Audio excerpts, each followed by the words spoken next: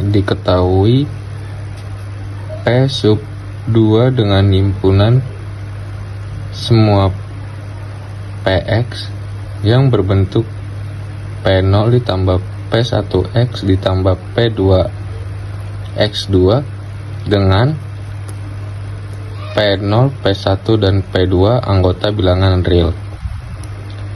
Hasil kali dalam inner P dan Q dengan bobot 1 tambah X sama dengan integral dari 0 sampai T dari 1 plus X dikali Px dikali Qx terhadap X dengan T lebih besar dari 0. Akan dibuktikan bahwa P sub 2 dengan hasil kali dalam sudut 1 tambah X merupakan ruang hasil kali dalam. Untuk membuktikan suatu fungsi adalah hasil kali dalam harus dipenuhi 3 sifat. Yang pertama, linearitas. Ambil P, Q, dan R anggota P2 dan alfa serta delta bilangan real. Kemudian periksa inner product dari alfa P ditambah beta Q dengan R sub 1 tambah X sama dengan integral dari 0 sampai T dari 1 tambah X dikali kurung alfa P ditambah beta Q dikali R terhadap X. Sifat linear integral. Alfa dikali integral dari 0 sampai T dari 1 tambah X dikali P dikali R terhadap X.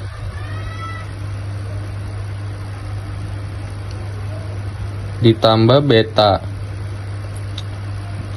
beta dikali integral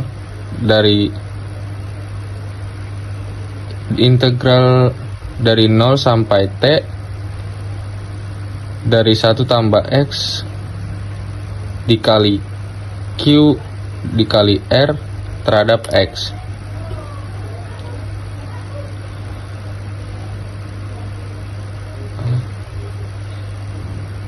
Sama dengan beta PR 1 tambah X tambah beta QR beta dikali QR 1 tambah X, maka sifat linear terpenuhi. Yang kedua, sifat simetri. Periksa inner P dan Q sub 1 tambah X sama dengan integral dari 0 sampai T dari 1 tambah X dikali P dikali Q terhadap X. Karena perkalian real komutatif, maka PQ sama dengan QP. Sehingga integral dari 0 sampai T 1 tambah X dikali PQ terhadap X sama dengan integral dari 0 sampai T dari 1 tambah X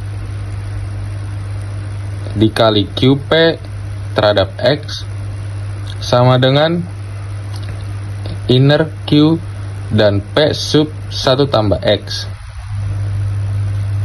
Jadi sifat simetri terpenuhi. Sifat yang ketiga, positif definiti. Untuk setiap P anggota P2, inner P dengan P sub 1 tambah X sama dengan integral dari 0 sampai T dari 1 tambah X dikali PX terhadap X.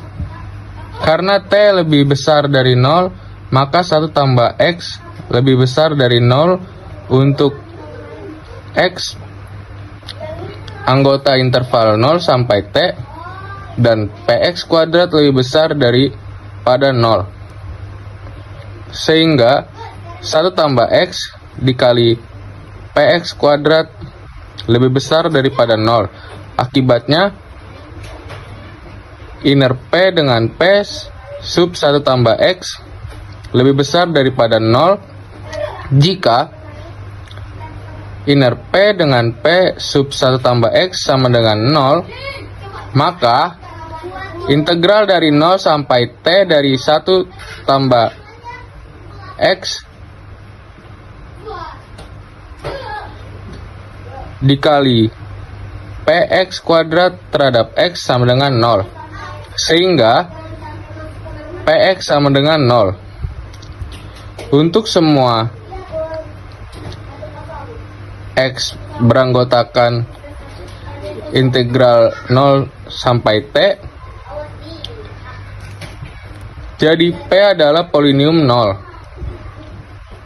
Maka inner P dengan P sub 1 tambah X sama dengan 0 jika dan hanya jika P sama dengan 0. Karena memenuhi 3 sifat, maka P sub 2 dengan hasil kali dalam sudut 1 tambah X merupakan ruang hasil kali dalam. Perkenalkan, nama saya Farel Arwidaya dengan NIM 322500024. Saya akan membahas soal 1B.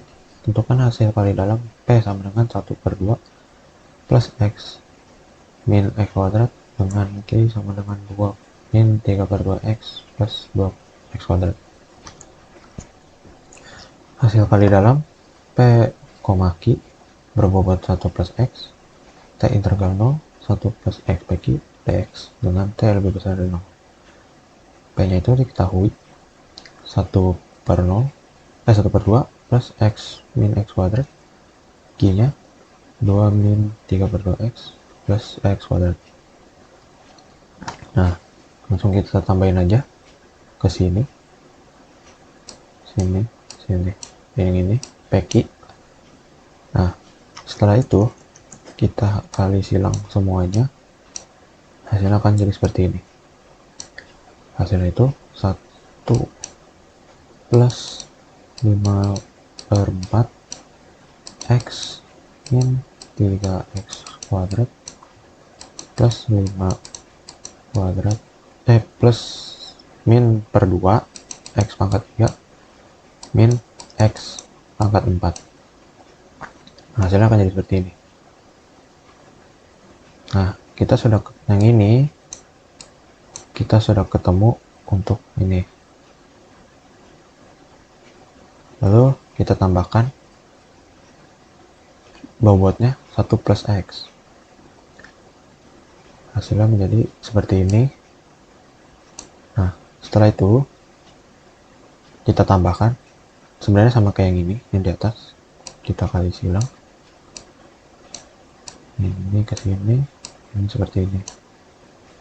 Yang ini juga ke sini, ini ke sini, ke sini, ini ke sini. Nah, setelah sudah hasil kali silang,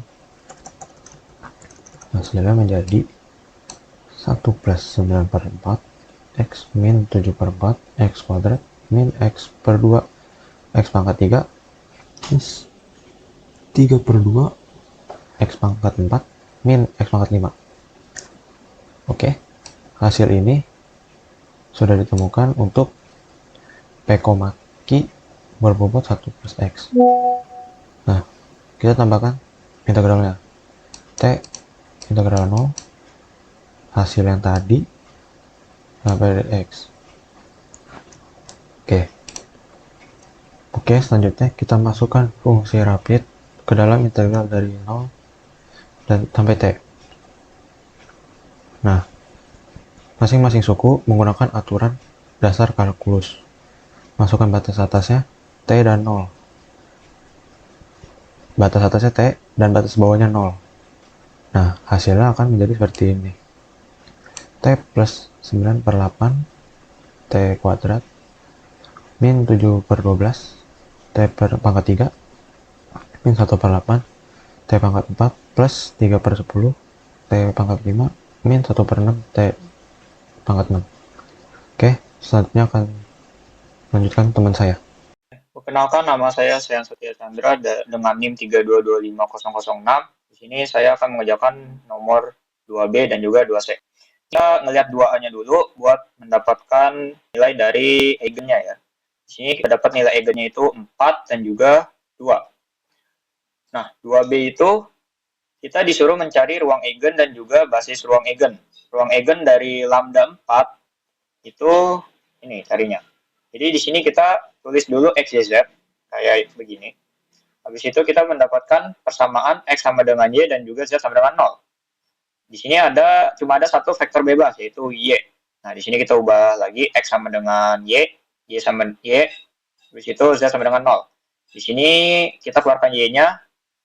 Habis itu kita tulis 110. Ini sebenarnya angka bebas ya. Kalian boleh tulis apa aja sebenarnya. Pokoknya biar searah intinya. Kalian boleh tulis 550, 10, 0 gitu. Nah, di sini basis ruang eigennya pun juga hanya ada satu ya, karena cuma satu variabel bebas, yaitu 110. Nah, untuk yang nilai lambdanya 2, yaitu kita tulis sama juga kita di X, Y, Z. Habis itu X sama dengan min Y, dan juga Z sama dengan bebas. Berarti di sini ada dua variabel bebas, yaitu Y dan juga Z. Di sini kita ubah X sama dengan min Y, Y sama dengan Y, dan Z sama dengan Z. Di sini kita keluarin Y-nya, jadi min 1, 1, 0. Habis itu kita keluarin Z-nya lagi, yaitu 0, 0, 1. Habis itu kita dapat ruang vektornya ada 2, yaitu min 1, 1, 0, dan juga 0, 0, 1. Sedangkan ruang eigen ya, min 1, 1, 0, dan juga 0, 0, 1.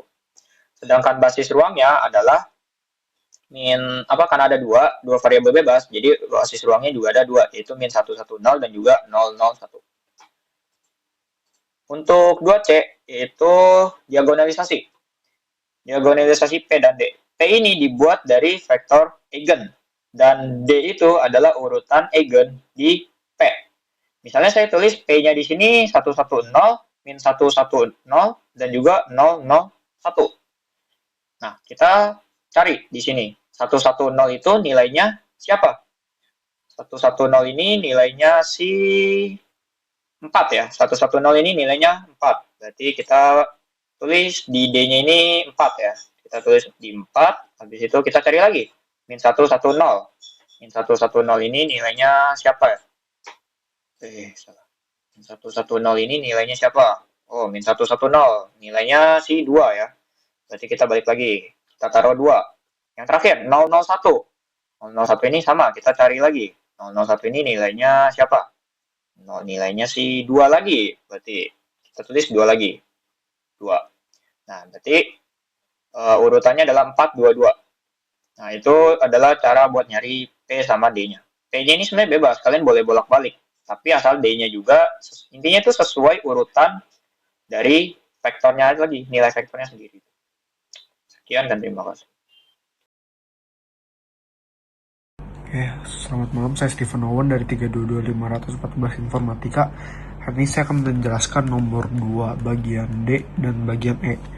Oke, jadi kita di sini punya dua binary. Yang pertama, yang kiri kita harus buat yang seperti kanan. Oke, gimana caranya? Pertama, baris pertama kita kalikan minus 1 semua. Jadi posisi yang baris pertama tuh udah jadi seperti ini. Oke, terus bagian R2 sama R3 kita tukar barisnya jadi R2 sama R3. Jadi kenapa begitu? Biar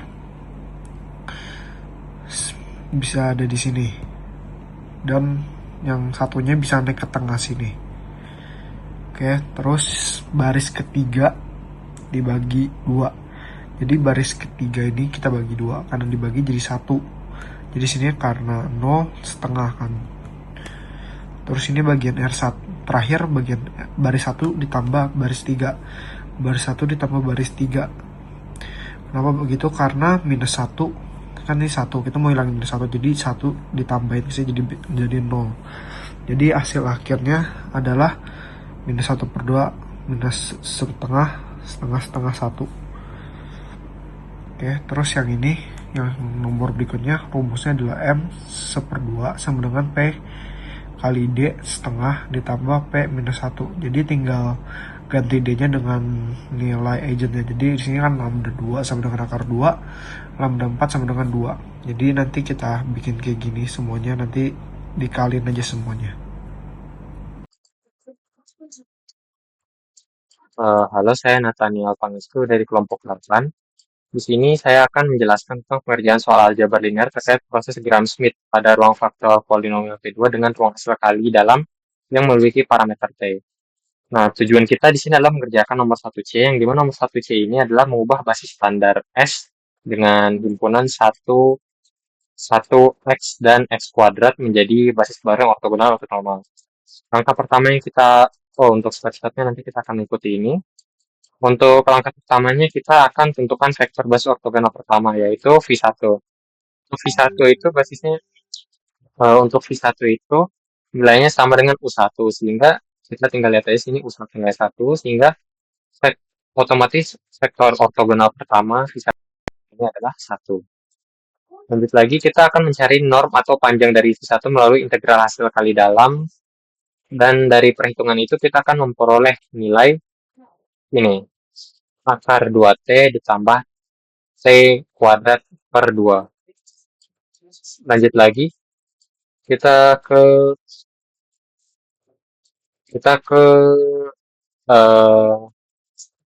mencari V2-nya, mencari vektor ortogonal yang kedua. Kita hitung dulu hasil kali dalam integralnya, yaitu akan mendapatkan pecahan 3T kuadrat ditambah 2T per 3, 6. Nah, di sini setelah kita mendapatkan hasil tersebut, kita tinggal mensubstitusikan nilai-nilainya, yaitu mensubstitusikan V1, norm dari V1 kuadrat, sehingga kita akan mendapatkan pecahan bertumpuk tersebut. Pecahan bertumpuk ini akan kita sederhanakan dengan memfaktorkan nilai T-nya, yang akan mendapatkan hasil X min 3T ditambah 2T kuadrat per 6 ditambah 3T. Ini adalah vektor yang ortogonal yang kedua. Lalu kita lanjut lagi. Untuk perhitungan normnya biar tidak terlalu panjang, di lembar jawaban ini saya membuatkan permisalan. Nilai konstannya adalah sebagai K. Sehingga nilai V2 itu sama dengan X dikurang K.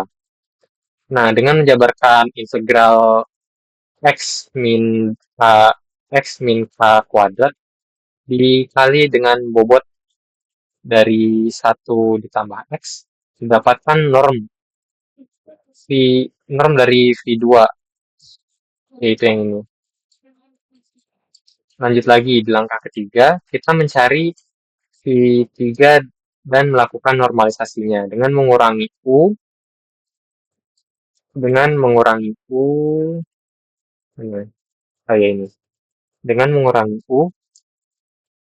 terhadap proyeksinya, yaitu V1 dan V2. Sehingga nanti kita akan dapatkan hasil yang ini. Nah, dari sini kita tinggal melakukan substitusi aja buat mendapatkan nilai vektor ortogonal ketiga, yaitu sebagai berikut. Nanti untuk himpunan basis ortogonalnya adalah 1, dan untuk V2-nya itu X min 3T ditambah 2T kuadrat per 6 ditambah 3T. Dan untuk vektor ketiganya yaitu X2 dikurang T kuadrat dalam kurung 4T dalam kurung 4 ditambah 3T per 6 dalam kurung 2 ditambah T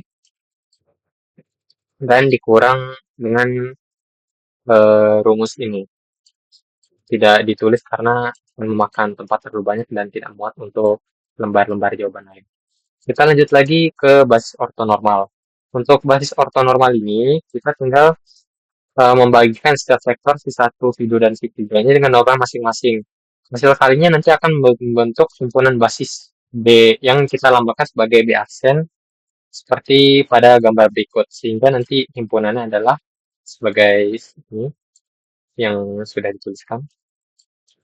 Lanjut lagi untuk nomor 2. Nomor 2 ini adalah kita diberikan matriks M. Matriks M 3 kali 3 dan tujuan kita adalah mencari nilai eigen dan vektor eigennya. Nah, langkah pertama yaitu kita menyusun dulu persamaan karakteristik, yaitu determinan M dikurang lambda I sama dengan 0. Dari proses ekspansi determinan ini, kita mendapatkan persamaan di kuadrat, yang setelah kita dapatkan persamaan ini, kita faktorkan dan akan diperoleh antara secara langsung, yaitu lambda sama dengan 4 dan lambda sama dengan 2 yang memiliki yang ada 2 lambdanya nanti. Nah, langkah kedua untuk mencari vektor eigen adalah masing-masing dari nilai lambda tersebut kita masukkan ke sistem persamaan, yaitu sebagai berikut, yang nanti akan didapatkan hubungan berdasarkan permisalan nilai yang kita berikan. Di sini saya menggunakan nilainya X sama dengan 1, sehingga nanti setelah kita lakukan permisalan tersebut, kan didapatkan nilai permisalan ini, yaitu min X ditambah Y sama dengan 0, yang dimana mengindikasikan yaitu Y sama dengan X. Dan seterusnya kita melakukan permisalan tersebut. Lanjut lagi, setelah kita lakukan permisalan ini nanti akan terbentuk nilai dari vektor eigennya 1, 1, 0, yang dimana asalnya itu dari X, Y, dan Z ini nilainya. Jika tidak ada nilainya akan kita anggap sebagai 1 karena permisalan begitu. Lanjut lagi untuk lambda 2. Lambda 2 juga sama, kita lakukan proses masukkan ke proses determinannya. Maksudnya proses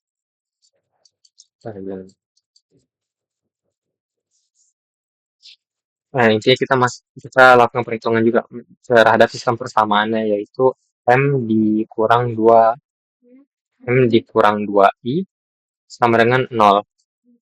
Prosesnya sama, kita lakukan pembentukan matriksnya dulu, lalu permisalannya di sini kita menggunakan Y sama dengan min 1 dan Z-nya itu sama dengan 0.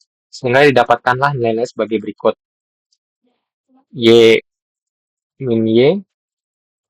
Min X, dan 0. Sehingga vektor keduanya adalah ini. Lalu kita lanjutkan lagi ke bagian, karena tadi kan kita setelah menghitung ya, kita dapat vektor itu nilainya itu ada multiplikasi 2. Maka di sini kita perlu melakukan permisalan lagi. Nah, di permisalan yang kali ini, nilai Y-nya itu adalah 0 dan Z-nya adalah 1.